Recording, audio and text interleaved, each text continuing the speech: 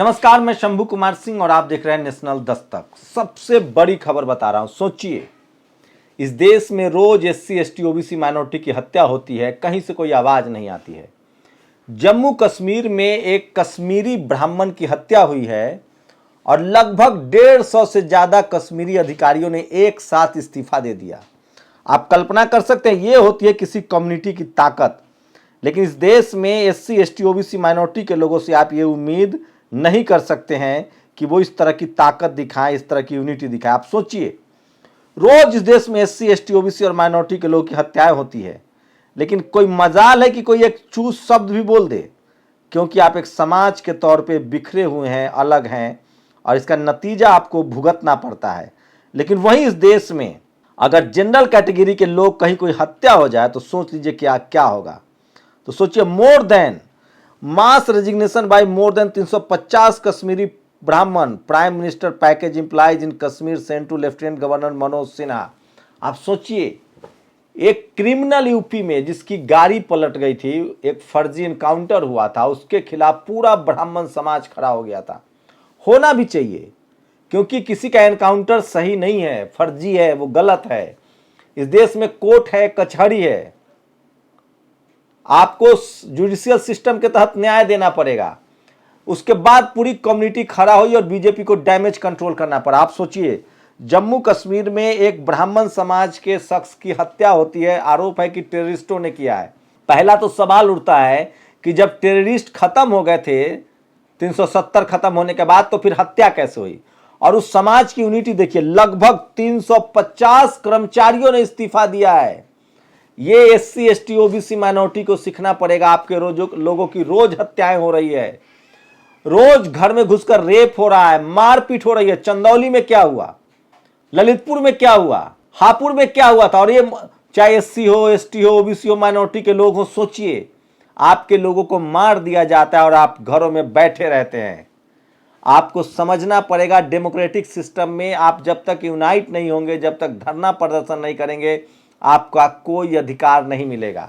अब दूसरी खबर सुनिए, पूरे देश में तेजो महल, कुतुब मीनार, लाल किला किया जा रहा है। सोचिए, इस देश में जब सम्राट अशोक के अंतिम वंशज बृहद्रथ का शासन खत्म हुआ, बेईमानी से खत्म किया गया।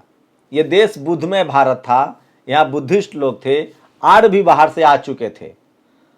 सम्राट घनानंद हो, जिस समय सिकंदर के ज्यादा पीछे नहीं ले, मैं आपको हड़प्पा और मोहनजोदारो में नहीं ले जाना चाहता हूं। सोचिए, उस समय तो 17 यूनिवर्सिटियां थी, नालंदा, तक्षशिला, विक्रमशिला जैसी यूनिवर्सिटियां थी। अफगानिस्तान, कंधार तक भारत था। बृहद्रथ की हत्या होती है, उनके ससुर करते हैं पुष्यमित्र शुंग, वो राजा बनते हैं, और उसके बाद से इस देश में तमाम बुद्धिज्म के नामो निशान को खत्म किया गया है। ठीक है, जो राजा रहेगा वो अपना काम करेगा। उसके बाद लगातार यहां ब्राह्मण और राजपूत राजा हुए। फिर इन लोगों को मुगलों ने हरा दिया, क्योंकि ये जाति बना चुके थे, जाति के आधार पर काम करते थे। राजपूत लड़ेगा, ब्राह्मण वेद पढ़ेगा, बाकी कर्मकांड होगा। सोमनाथ मंदिर को मुट्ठी भर लोगों ने लूट लिया था। उसके बाद तमाम बुद्धिज्म के प्रतीक को खत्म किया गया। मुगलों के बाद अंग्रेज आए। अंग्रेजों में कई ऐसे अधिकारी थे जो प्रकृति प्रेमी थे, जो धरोहर को बचाना चाहते थे, चाहे वो ताजमहल हो, कुतुब मीनार हो। उसी के बाद लॉर्ड कनिंघम ने इस देश में सम्राट अशोक के तमाम स्तूप, तमाम बुद्ध विहार, तमाम पटना का जिसको लंका कहते थे, जिसको लंका कह के जलाया गया, वो पटना का महल, सम्राट अशोक का महल, मगधराज का महल, वो सब जिंदा हुआ। बाबरी मस्जिद के नीचे से एक सीसीटीवी कैमरा लगवाइए, वीडियोग्राफी हो, और तमाम बड़े बड़े मंदिरों को खुदाई हो, आपको बुद्ध स्तूप के रूप में मिलेंगे। मैं फिर कह रहा हूं, इन सब बहस में मत पड़िए। आजादी के बाद जो व्यवस्था लागू हुई है, हम एक मुकम्मल देश बने हैं, कम से कम उसी को लागू करना चाहिए।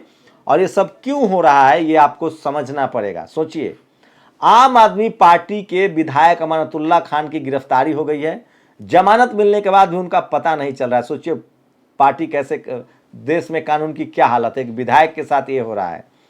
इतना अच्छा मौका है, फिर भी आरएसएस चूड़ी पहनकर बैठा है। श्रीलंका पर कब्जा करके अखंड भारत का श्री गणेश किया जाए, संदीप ने तंज किया है। और सोचिए, दून स्कूल में एक केंद्रीय मंत्री का बेटा और बीजेपी के एक पूर्व मुख्यमंत्री का रिश्तेदार चोरी करते हुए पकड़ा गया है, उनको निकाल दिया गया है, खबर दबा दी गई है। कश्मीर में 350 कर्मचारियों ने इस्तीफा दे दिया है। ये यूनिटी SC ST OBC में कब आएगी मुझे नहीं पता। और सोचिए, आजम खान पर 87 case, back to back back to back back to back back to back. कोई अखिलेश यादव मायावती की सरकार होती, कोई किसी पिछड़े की सरकार होती है, किसी सवर्ण पर इतना केस हो सकता है क्या? पूरा सुप्रीम कोर्ट, पूरी मीडिया, पूरा जुडिशियरी, पूरा ब्यूरोक्रेसी उस आदमी के समर्थन में खड़ा हो जाता। सोचिए, एक ठाकुर समाज के लोग को जबरिया रिटायर कर दिया गया। जो लोग तुम्हारे हाथ का छुआ पानी तक नहीं पीते हैं, वो तुम्हारा वोट लेकर संसद तुम्हारे हक के लिए खड़े खाक लड़ेंगे।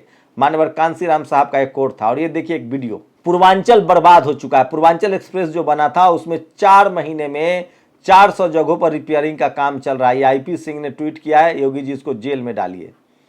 और देखिए क्यों ये सारा कुछ चल रहा है। सवाल तेल के दाम, जवाब हिजाब बैन। सवाल बेरोजगारी, जवाब बुलडोजर।